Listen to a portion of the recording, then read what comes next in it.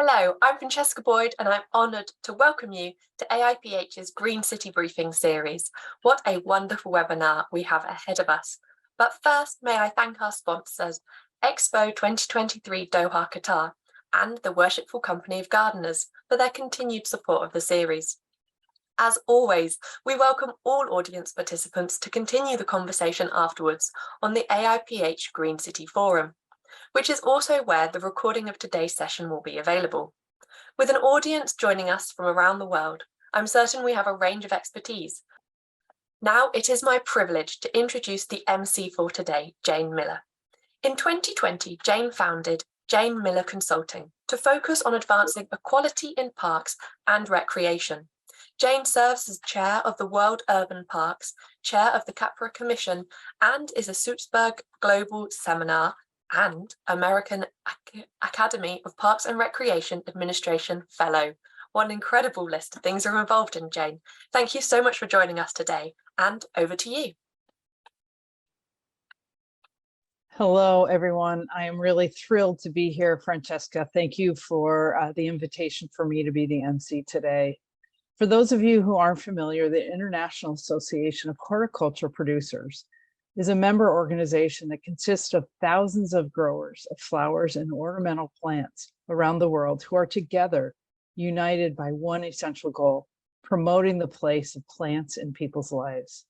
And through this, AIPH does this Green City Briefings. And this year's briefings features cities around the world that demonstrate significant progress, including plants and nature in their city's form and functions.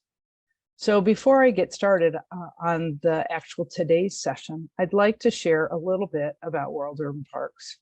World Urban Parks is an international urban park organization representing people from all over the globe and focused on integrating parks, green space, nature, and recreation into their cities.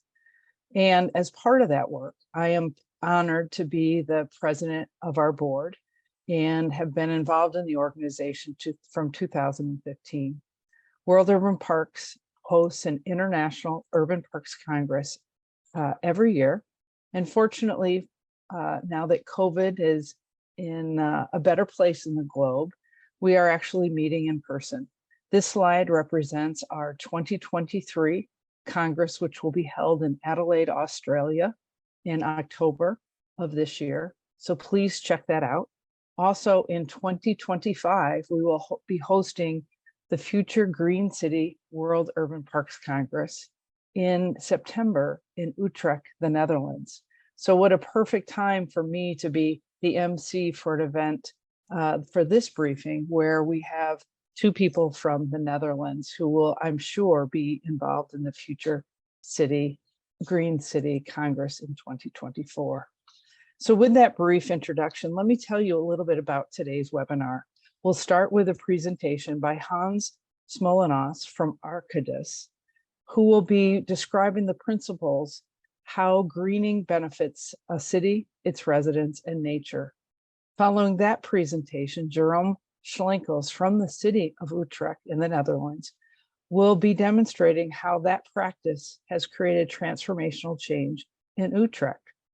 Once Jeroen is finished with his presentation, I will facilitate questions and answers with Hans and Jeroen to answer any questions you may have. So be sure throughout this presentation to put your questions in the chat and I will facilitate those questions. So now let me introduce our first speaker, Hans Smolenaers, who is a Dutch architect, landscape architect, and urbanist. He's a team manager for Arcadis, a sustainable design and engineering consultancy company where he has worked for 9 years. He has experience in planning and designing World Expos, including an after-use and building proposal for the World Expo in Milan, Italy in 2015. In 2005, he was responsible for the Dutch participation of an international exposition in the Czech Republic, leading to the design and realization phase of a 3,500 square meter site. Hans is also part of the team that helped create AIPH's Expo Master Planning Guide, So Hans, please, we're excited to have you and listen to your presentation. Thank you, Jane, for the nice introduction. I will share my screen. Moment, please. Let's see if it's yes. Can you see my screen for Guide to Master Planning? Yep, you're all set, Hans. Okay, thank you. Yeah, thanks for inviting us. First of all, I will briefly try to explain the importance of a good master plan for an international horticultural expo or World Fair, and how an expo can be a catalyst for green and sustainable urban development. So not only an expo, but also the legacy of an expo. We've done this research in close cooperation with the International Association of Horticultural Producers, so the AIPH. And in the back of the first slide, you can see the entrance pavilion of a World Expo we've designed with Arcadis in 2012. And this was during the Expo, just when it started more than 10 years ago over there. The authors of the master planning guide are Jean Boon. He is the chief of design of the Horticultural Expo in 2012. But also Bas Dijkhoff is as a member of our design team at Arcadis, and he is fascinated by ephemeral master planning, so for cities or for landscapes. So that's his fascination about. Yeah, and as you already told, I'm graduated with in Delft University with the topic of World Exposition and Fairs, and did some like in Czech Republic, but also we applied for the Dutch Pavilion in Dubai, but we got second place. So it was, so I'm always interested in World Expos, and that's also because it's the combination of different disciplines like architecture, landscape architecture, and urban design. So that's where it happened on a certain location. Okay, then the why. What is the reason for master planning? We had discussions with the organization AIPH, and then they said, okay, it would be nice that we have an addition to the organization, the organizer's guide for international horticultural exhibitions. That guide was published in 2020. And beginning of this year, we did the addition with the master planning guide. It's also you can download it on the website. The definition of a master planning, that's important. The master plan is a development vision in which the program of requirements is further elaborated and it's given an additional spatial elaboration. And then we created a checklist. So what is included in a master plan? That's things like location of the parking spaces, the public transport, where is the main entrance, or are there more entrances? But also water systems, the underground infrastructure, the main green structure is very important. But also the temporary parts. So where are the areas for the national, international entrance or pavilions, or the parceling about that, and much more. But what is not included in the master planning is also important. That is, first of all, a detailed layout of the expo site. That's what's not in the master plan. And also the detailed interpretation of the green and water structure, etc., etc. But when organizing Expo, first of all, you have to think about its legacy, and that's it's very important.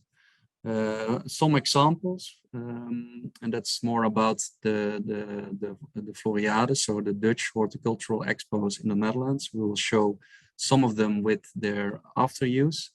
Like this one in Amsterdam, 1982, it's the year of my birth. And that is when we look at Google Maps right now, then you see a city park, and it's still in use. So left is the Expo design, and in the middle the result nowadays. 10 years after, in '92, the Floriade happened as a temporary expo, and it results in an urban development on the location in Zoetermeer in this case. Another one is in 2002, so every 10 years it's in a repetition, and that's a result from an expo in an event area. And the one we've designed together with John Bone as a designer is the Floriade. It changed from an expo into a business park. So different results and different legacies, and that's very important when we're starting to think about the master plan.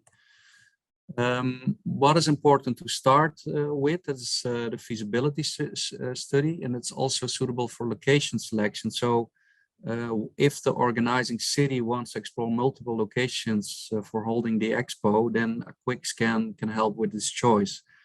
A few themes are more and more important. It's of course hydrology, so with the water structures above and under the ground. The environment, like soil conditions, like the existing biotopes, the ecological existing habits at the location, or habitants, and of course the cultural heritage. So what is existing to protect or to incorporate to create local identity.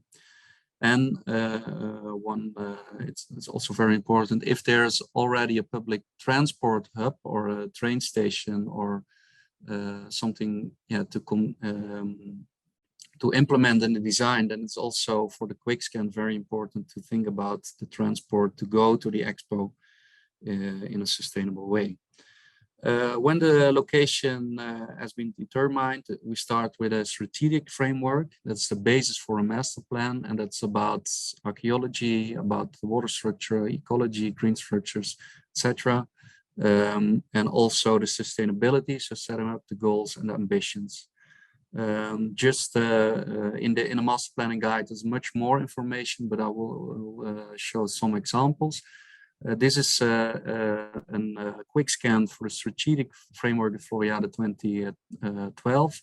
And we see on the left the more cultural heritage mapping. So what is there existing and how can we deal with it during the expo? So for example, there was a chapel and we incorporated it in the design for the expo as part of the local identity. In the middle, we can see the hay differences that is important to experience the expo with different shapes, different levels of perspectives, but also how the water structure is organized. And on the right, existing green structures, and that was in this case forest, big forest part, and we took that as a very important part of the design to experience the different themes, and it's also for the ecological connections. It's a very important ingredient.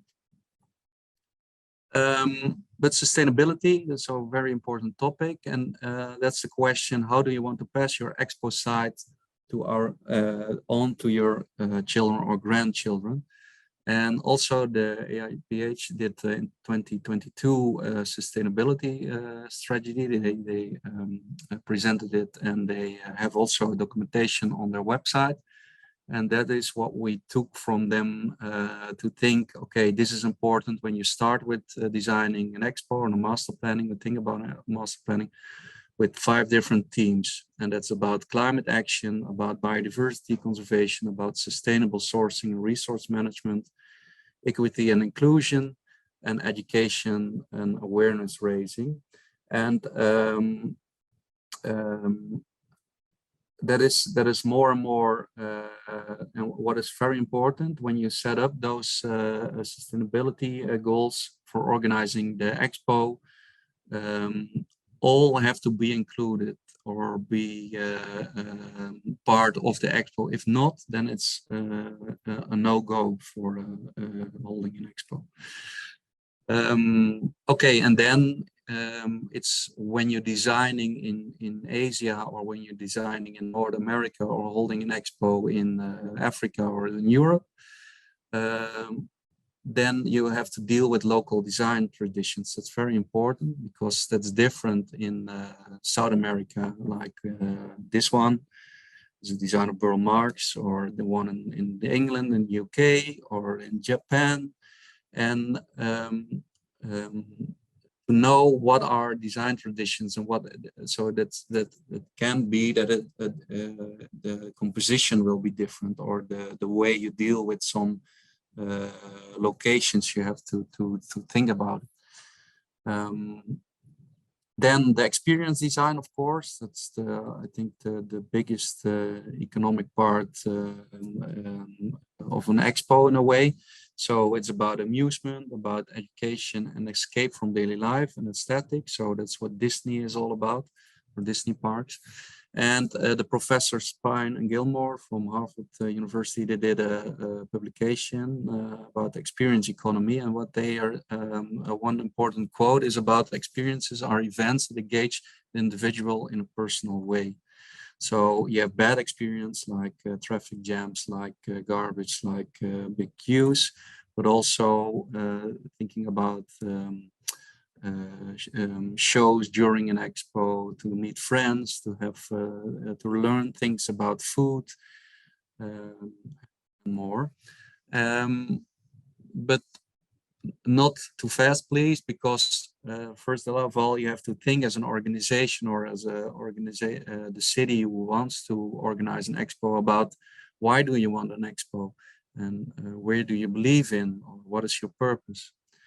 And the questions about how and the what, and that is what it's also part in the master planning. So it's about clarifying objectives. So who are we building for? What is the target group? Then the establishing the functions. So what is needed to achieve the objectives? And then we can, with the requirements,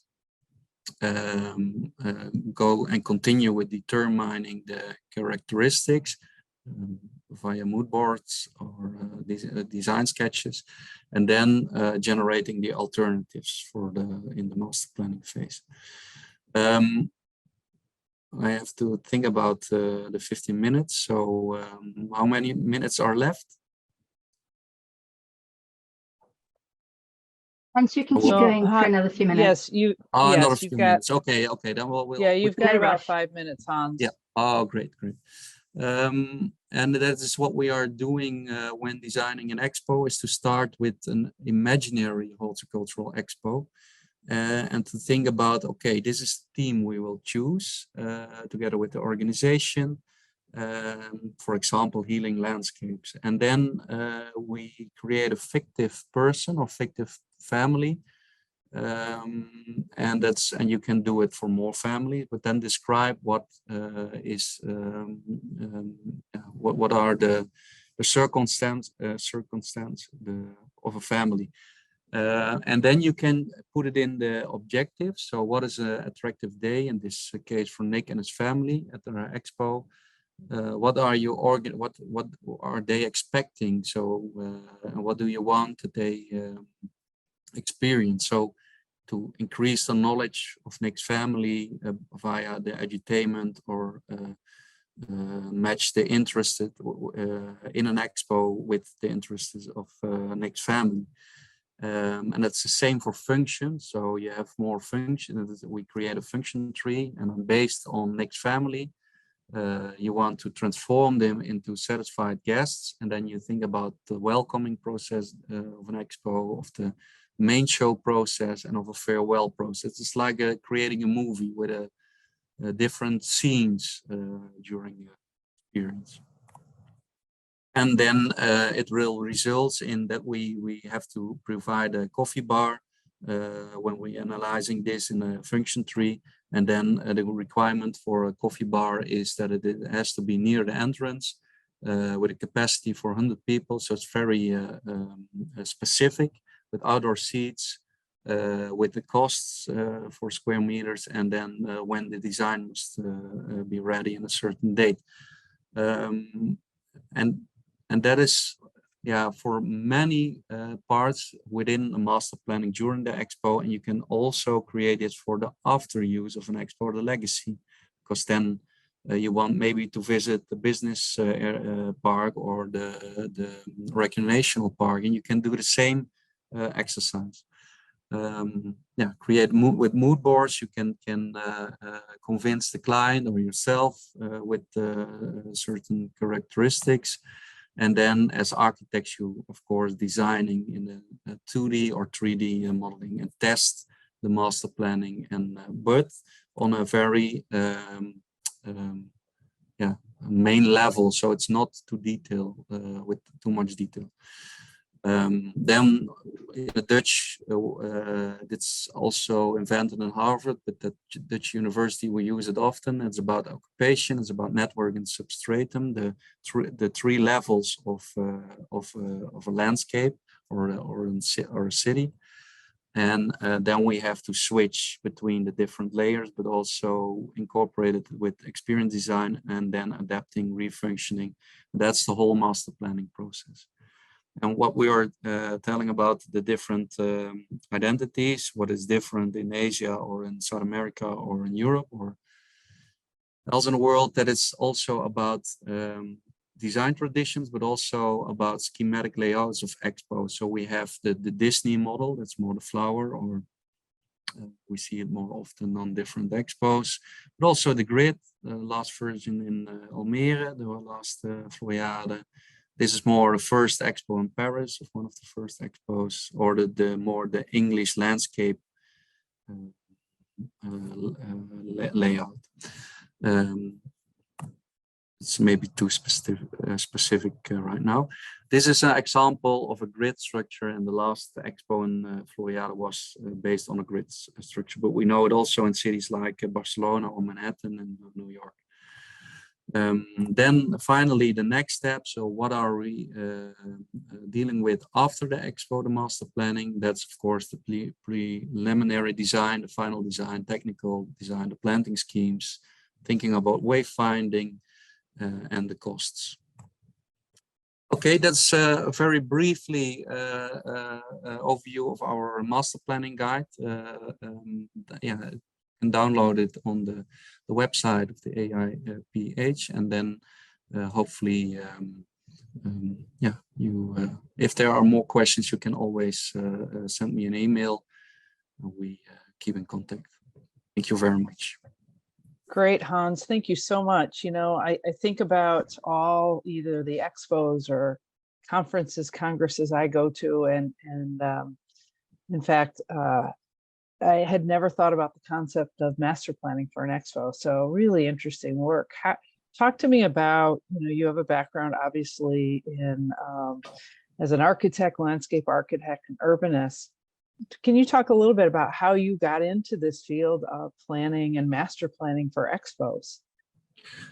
Yeah, I started as a, in Dutch is it a hovenier, so that is who maintains gardens and who, the realization of gardens. And then I was more interested about plants, and I was very fascinated. So I went to a bachelor of University of Applied Science for garden landscape architecture. And then I met a former professor, Michiel de Ruiter. He was designing the expo in 1992 in Zoetermeer, and he has a big library. So when I was working with him as a student, he was doing his PhD, and then I was fascinated by all his books about expos, from London, the Hyde Park one, to Paris, to all over the world, all the expos. And then he asked me to, I was a student, I was 23 years old, to together with Piet Oudolf, the famous plantsman from the Netherlands, to do the Dutch participation of the expo in the Czech Republic. And then, it continued. So I went to the Delft University and studied there a master architecture, master urban design. Yeah, and then I was lost. So that's why. Yeah. Fascinating. You know, it's always fascinating how we each get into our niches of our profession. So thanks for sharing that. And thanks for sharing the work that you've done on these expos. So I know we'll have questions towards the end for you, but I appreciate you explaining that background of yours, your professional background. So thank you very much for sharing. Just as a reminder for those who are listening, please, if you have questions, please put them in the Q&A or in the chat, and I will facilitate Q&A with our two speakers later in this webinar. So now I'm really pleased to introduce Jeroen Schenkels, and he's going to talk about work that he is doing in the city of Utrecht in the Netherlands. Jeroen has a background in biology and environmental studies. Hans, if you can stop sharing your screen, that would be great. That way Jeroen can share his presentation. So Jeroen works as a senior advisor, project leader in urban planning in the spatial development department of the city of Utrecht, again, in the Netherlands. He specializes in environmental and green policy, nature-based solutions, green structure planning and programming. And he's closely involved in the Future Green City World Congress in 2024. Again, that is being partnered with the World Urban Parks. So he's involved in the planning of that on behalf of the host city of Utrecht. So Jeroen, we're thrilled to have you on board and can't wait to see your presentation. Thank you. Thank you. I'm now testing the presentation. I hope that it will try to share the right one. Yeah, you can see now my presentation. Yes, we can see your presentation. Okay, right.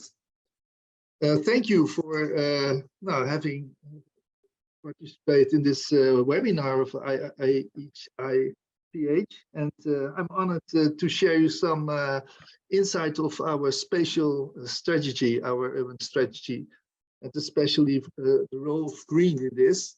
In this picture you see in front of you, this is Utrecht in 2040, we guess. We wish to be like this. Green, easy, not a lot of space for pedestrians and bikes, affordable housing, a beautiful medieval city, a medieval center, and a few new centers, and of course a lot of happy people, and also nature, natural environment. I will in this presentation I want to give you some I do it with a lot of pictures, how we try to achieve this. But first of all, Utrecht is in the center of the Netherlands. It's a really connecting city. It's surrounded by highways, but also a train. There are a lot of train foreigners. We have a young city with students, with a university with 70,000 students, but also a lot of cozy neighborhoods. We are a biking city. I think that 50%, no, there have been research that 50% of our traffic in the city is done by bikes. And we have also, we're growing the last 10, 20 years already.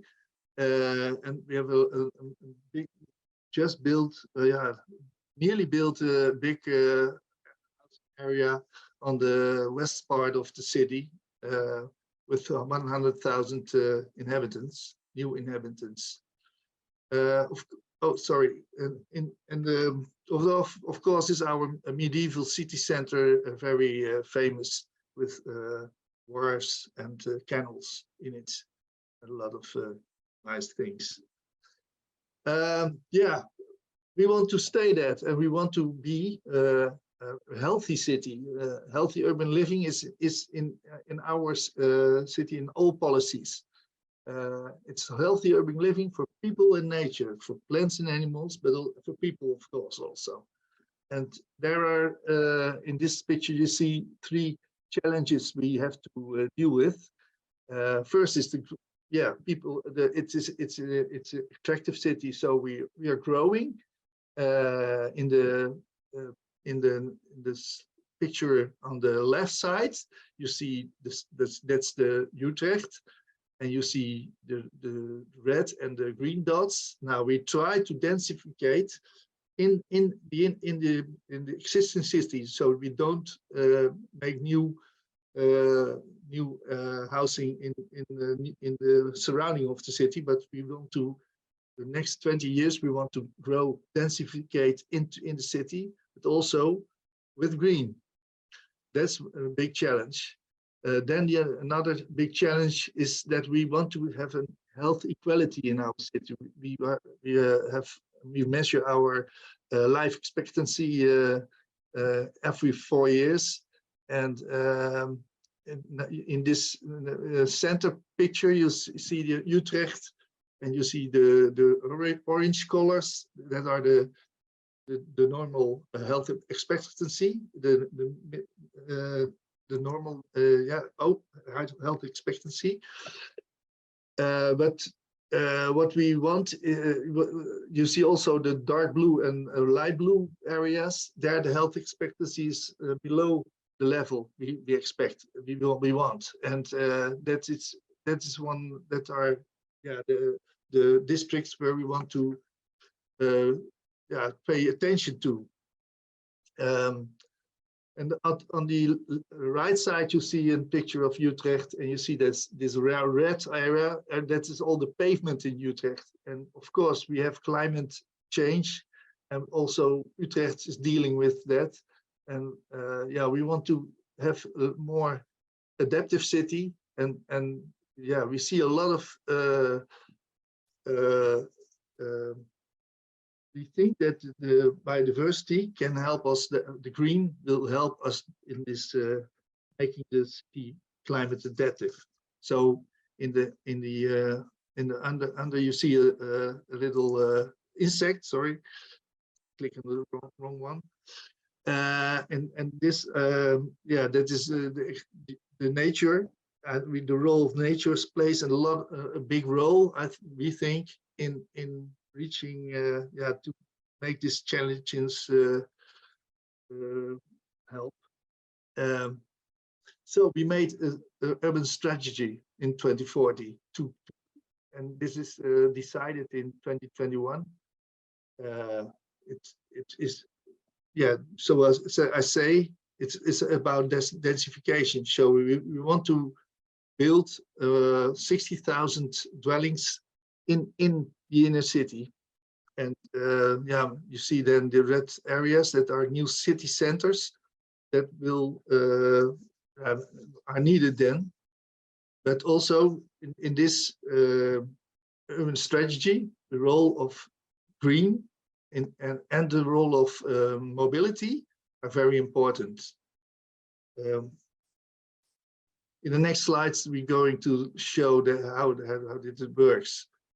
First of all, we have in Utrecht, we combine all goals, and we try to make a sort of barcode from all the goals we have. So the goals for mobility, goals for housing, goals for green, goals for climate adaptation, energy, schools, inclusiveness, all the goals we have, and we combine them. And one of the special things we want is the 60,000 dwellings in new dwellings in 2040. But that means that we also want 440 hectares of new green, and this is what we now are working out. This means we have also a mobility movement. So, but also this systemic exchange in mobility from cars to more to pedestrians and cycles, but also in green. In this urban nature strategy, you see here a picture of the railroad. It was a railroad, and now it's a new park with a cycle lane, and you can walk there, and there's a lot of nature, and it is connected with the surrounding districts, and people are very fond of this, and this is really how it can work. Because this is inspiration for for this systemic leap for the urban nature strategy. It means 30% of increase of citizens. It means 40 hectares of new green. Now, where and how we want to do this? We have worked out this in different levels, skills. One of the skills is the streets, screening in the streets. That is the most left part. You see this sign. You see you have from your house. You see the green. You can walk in it. You can visit the park on 200 meters, and with routes you can go to the city parks. That's the second level. We think of the streets that we can make 200 hectares of green more than we now have. That's one of the levels. Then we have the scale of the parks, new parks. So you see in the second picture beneath, you see green areas. These are the areas where we want to make new parks. It's bounded to densification areas, of course, but yeah, we have shown in Leidse Rijn, there's this park that is existing already, 300 acres of green with yeah, that is really yeah, implemented into these new housing areas around it. And we think that we can make existing parks bigger by making change in now brownfields and in especially the mobility of our city to diminish it, for instance, by traffic lanes in making the roads smaller and more for cycles and pedestrians. So that's the second level. We think we can reach then 120 hectares in the city. To another important thing is the connections between the parks and the housing, the streets, the parks, and then of course to the city fringe. Here you have these connections also make it more reachable for everybody in the city. So when we want to have a city that you can reach the green within 10 minutes at least. The next one is yeah, we call it in the Dutch is it's Scheg, but I think it's corridor level. So these are the big green structures, the most with rivers and so on, who are coming into the city. You can also call it green fingers. And these are important areas because here there's an exchange with the countryside. So here we want to yeah, you can arrange here connections and areas where you can yeah, can bike from for great recreation, but also for nature, to get the nature into the city. The last strategy we have, the fifth one, is yeah, the green around the city.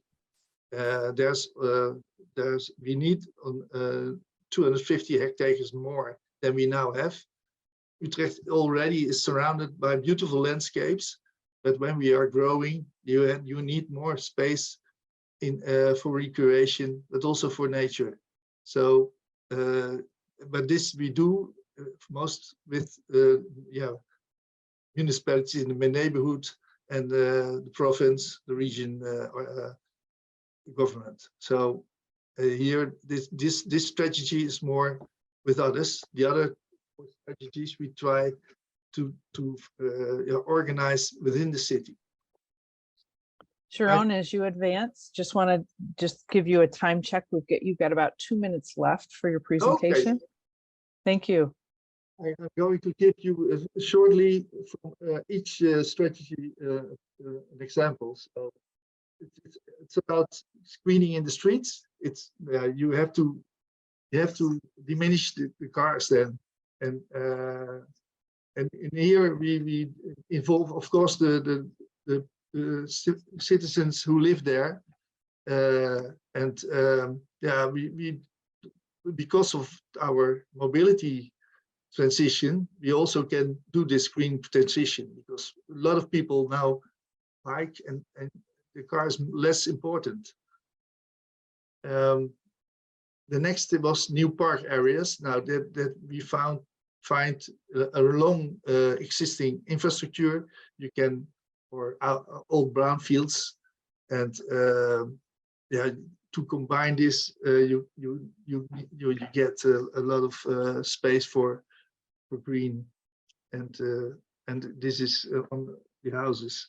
Then we have the connections. This is one famous in Utrecht. This is the single in we had there an 8-lane highway in the center of the city. We transformed. We did. Yeah, in the past it was a canal, and now it's back to a channel. And yeah, you see how what for difference you made then. So in this picture you can say, yeah, yes, we can. It's possible. It gives a lot of green in it, and this is also done in Utrecht. One of the examples of a corridor or a scheg, or how you a green finger. We build a park along.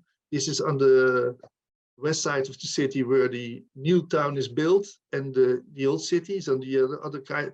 You see here the Amsterdam Rhine Channel, and here there was the highway, the highway from Amsterdam to the south, where 450,000 cars go each day.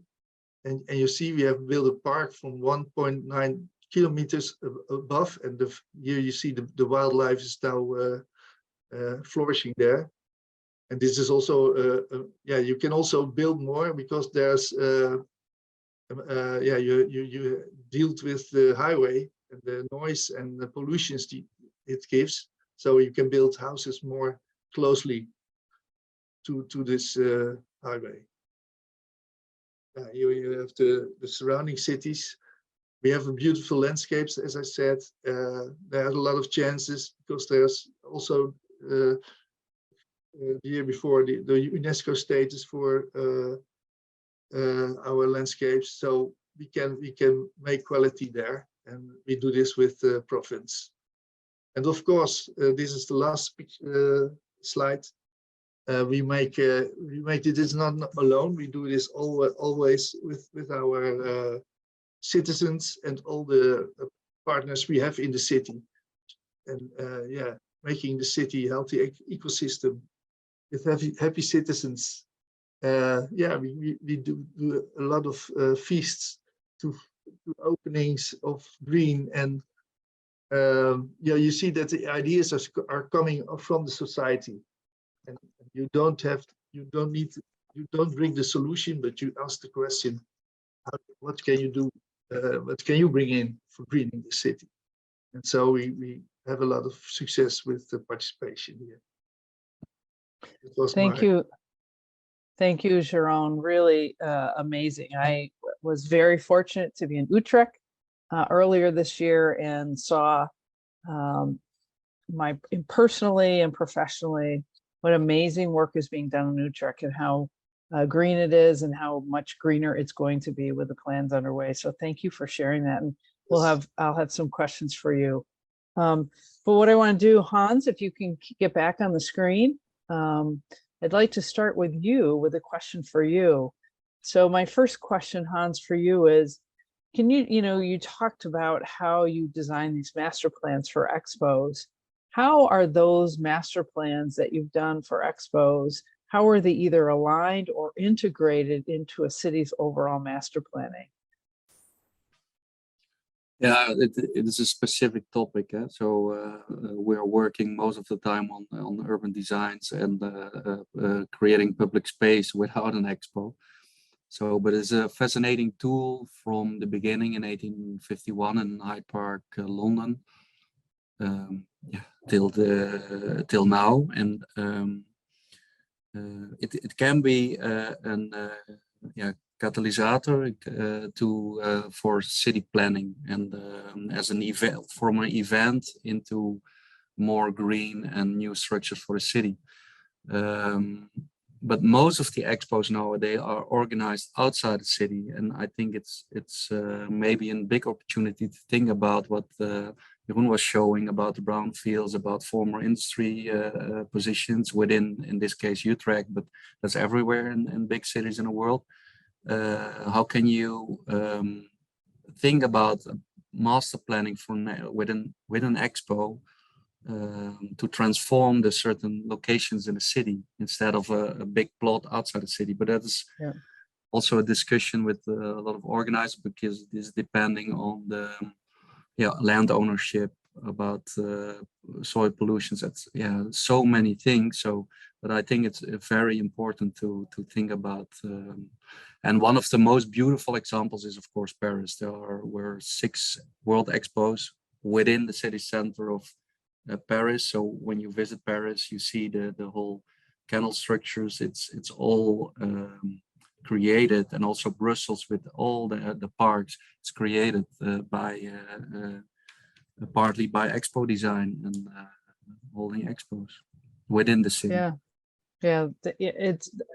think, my experience is that not just planning for the expo, but how that expo, that space then functions within a city post expo is so critical, right?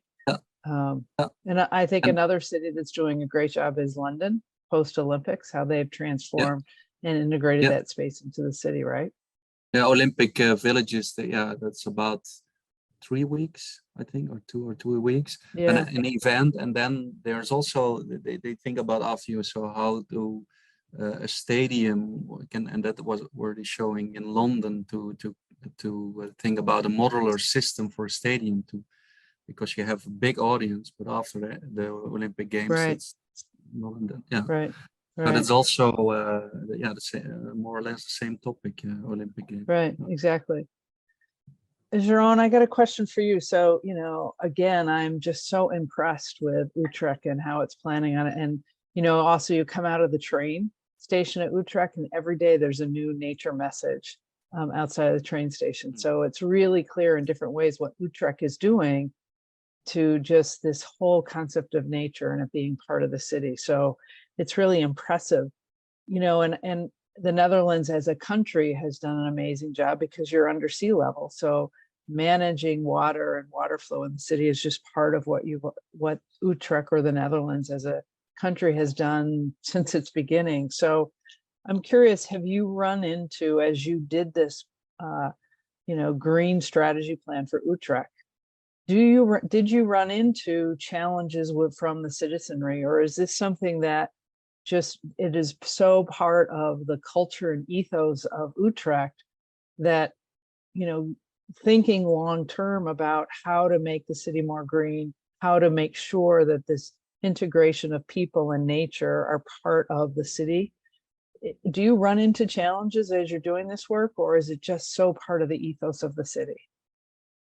Of course, we run into the challenges. It's also multidisciplinary, and that is very new in a lot of cities. I think that you think about other subjects than your own.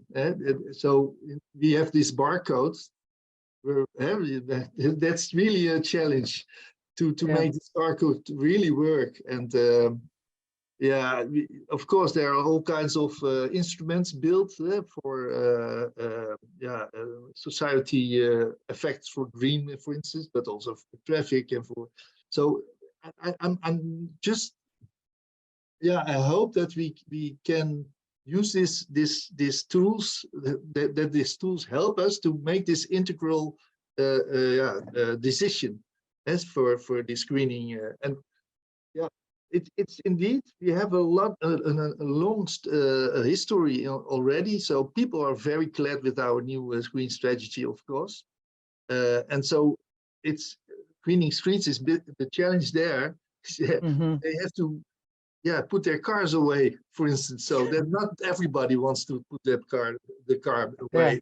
or plant a tree in front of their home. So this costs a lot of effort, and we try to we start with the streets where the most of the people want really more green. So and of course in difficult neighborhoods, that's true. We do the green poor neighborhoods, but we choose of course the energy of the society where we plan the first greening streets. So yeah, there are long-term challenges and there are short-term challenges, but yeah, absolutely. I must say, so I mean, done a lot. Overall it's very positive though, Yeah. right? Yeah, and it's obvious from my perspective that it is very, very positive. On the one hand, it's heartening to know that you face some of the same challenges other parts of the globe do, but you are so far in advance in the Netherlands. Hans, it looks like you want to add something. Yeah, I want to add something. If you go to Utrecht, and must see is the bicycle storage in the city center. Yes, next the to largest. Street. Yeah, it's largest like a bike and cathedral parking. for bicycles. It's so impressive. Absolutely. Yeah, the largest But, bike parking in the world. Yeah. 5,000. Yeah. So I have a specific question, Hans, for you. When you think about doing an Expo project, this came from one of the attendees today. Do you see the key to a successful project that it's a big idea, or is it collaboration, or is it a combination of both? What do you see as the most successful? When you think about a successful Expo project, what are the combination of things or the individual that from your perspective makes it successful? Yeah, I think when during the Expo visitors are get a message about thinking about sustainable goals, or that they change their mind in a way when they went back home, and then maybe they change the way of working in their garden, or they add some new biodiversity elements on a very local level. And for the city or the hosting location, it's important that it transformed in a very green atmosphere. And if it's a business park, or if it's a recreational park, or just an urban design, then I think it's important when the legacy is a very green and sustainable new urban development. And that are the two most important things in my opinion. Yeah, I would agree. Obviously, you need to be successful for the Expo, but like we talked before, it's the legacy and how that space is used long term is as important, if not more important, right? Because that's the long term legacy of that space, right? Yeah, and that's for green, but also for architecture. And the funny thing is that the Eiffel Tower was temporary, and they were thinking, okay, this is very ugly during the Expo. Right now, it's the most, I think, attractive master of architectural piece in the world in a way, or for Instagram or whatever. The work that you both are doing is so impressive, and I hope that the rest of the world takes heed of the work that you're doing. I'd love to see more of the kind of planning that you both are doing, not just in Europe, but around the globe, because it's really thinking of the protection of our planet and our species as humans. How can we better coexist and protect that space that we live on, right? That we are, temporary inhabitants of. So you guys, thank you so much for the work that you're doing and sharing the work that you're doing. I'm going to now shift it back over to Francesca to wrap up the webinar for us today. Some absolutely brilliant insights there, really looking at the ways we can create and integrate nature. I loved that example of the change from a road to a canal. Absolutely beautiful. Thank you to both of our speakers and to Jayne for being today's MC. It really is appreciated. Now, the result of the polls, as promised. Have you experienced the positive effect of urban parks and cities? 80% of those attending today said yes, and 20% said they know of good examples. And it's lovely that no one has found this the first time they've ever heard of it. Really reassuring to know that we are all experiencing some of the positive effects that urban parks really can have in our cities. So now I'd like to thank our sponsors, the Worshipful Company of Gardeners and Expo 2023 Doha, Qatar. Our next briefing is the 12th of September 2023 at 1 o'clock. This briefing will return to the focus of last year's briefing series, London. But until then, do join AIPH in showcasing the power of plants in creating resilient cities through discussion on AIPH's Green City Forum, joining us on LinkedIn, and signing up to receive the Global Green City Update straight to your inbox. Thank you again, everyone. And wherever you are, if it's good morning in Canada to good evening in India, have a wonderful day. You are a seed. The beginning of a new awareness, a new global movement. You have life in you. Share it, spread it, bring your thoughts and skills. Make it all fruitful. Tomorrow brings challenges and opportunities. Grow. Grow the resources to embrace science and experience for global sustainability. Grow the tools and use technology to cultivate a new and better future together. Grow the knowledge to reconnect to nature and promote a greener development. Grow the balance between local and global, planet and people, today and tomorrow. Growth starts with you.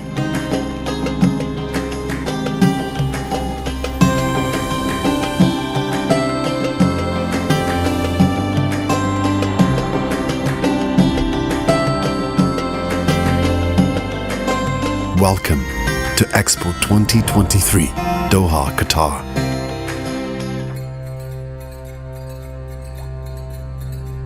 Qatar has the perfect conditions for this growth to take roots. From Doha, we can grow a green desert and a better environment.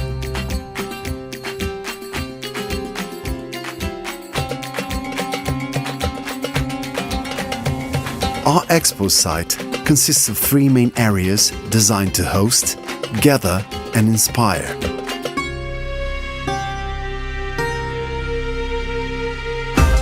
Together we can sow the days of tomorrow for everyone to enjoy, everywhere.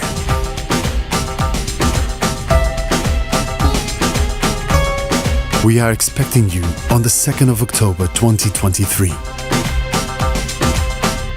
One Expo site, consisting of 3 character areas, is growing now to welcome you in 2023 to the future of horticulture.